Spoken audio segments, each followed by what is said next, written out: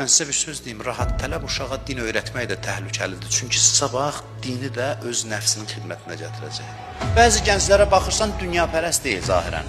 Amma gənclərdə inkişaf eləyə biləcək yeniyetmələrdə ən təhlükəli xislət rahat tələblidir. Bilirsiniz, biz məsələn şəhvətpərəstliyi eyib sayırıq, tənbəlliyi gənclər üçün eyib saymırıq. Başa düşürük ki, bu tənbəllik böyüyüb cinayətlərə səbəb olur.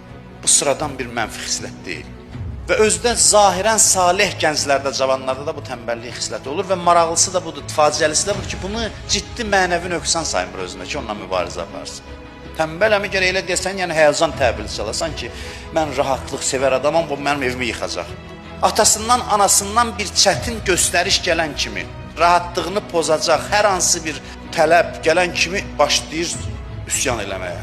Zahirən ədəbli, dindar bir gənc idi. Amma o qədər rahat tələbdir ki, ata-anası da rahatlığını pozanda ona qarşı üsyan edir.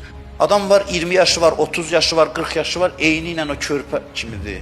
Körpə necədir? Bir şey əziyyət elədi, başlayır ağlamağa. Bunu siz kiçik bir şey sayırsınız. Çox ciddi bir mənəvi problemdir. Rahat tələbliyin qarşısı vaxtında alınmazsa, şəhvətpərəstliyə, fəsada meyl artacaq. Bəzi adamlar deyir ki, oğlum yaxşı idi uşağım. 15 yaşdan sonra gördüm pozuldu. Bilirsən, baxırsan, görürsən ki, bu ailədə 7 yaşdan 14 yaşa qədər lazım olan işlərə riayət eləməyiblər. Bilirsiniz, nə ediblər? Çox istəyir o uşağını, deyir, dəymə, qoy, yatsın. Məktəbdən gəlib, oğlum, ayaqqabı da mən çıxardım, corabları da mən çıxardım. O uşağa ən böyük xəyanət edir ki, o qədər zəifləyir ki, sonra cinsi meyl gələndə, başqa başlayır, o istəklər axını gəlir, bu qədər zəifdir ki, heç nə ilə mübarizə aparmağa ata-ana şərait yaratmayıb bunun üçün və zəifləyir və başlayır, sonra onun fəsadlarını ömrünün axırınacan hiss eləməyə, bundan din düşməni də çıxar. Bəli, sevgini artıqlaması ilə ver. Tələb qoyanda da sevgi ilə qoy, amma tələbi qoy. Ədəb dövrü var tərbiyənin. Ədəb nədir? Ədəb rahat tələbliyin düşmənidir. Zəhmət çək, ürəyin istəyən kimi ayağı uzadıb oturma.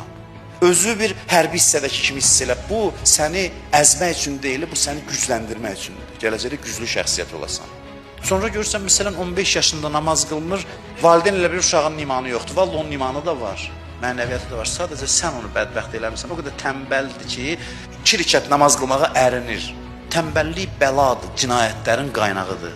Görürsən, günah eləmir, fəsad eləmir, amma rahat tələbdir, darıxma. Gün gələcək ən böyük cinayətlərə imza atacaq. Mən sizə bir söz deyim, rahat tələb uşağa din öyrətmək də təhlükəlidir. Çünki sabah dini də öz nəfsinin xidmətinə gətirəcək. Sən ona din öyrətməyə tələsmə. Sən onu rahatlıqla mübarizəyə çağır, onun da qəlbində zəmin yaranacaq. Sonra elə asından tutacaq dini. Din elə onun əyninə biçilib.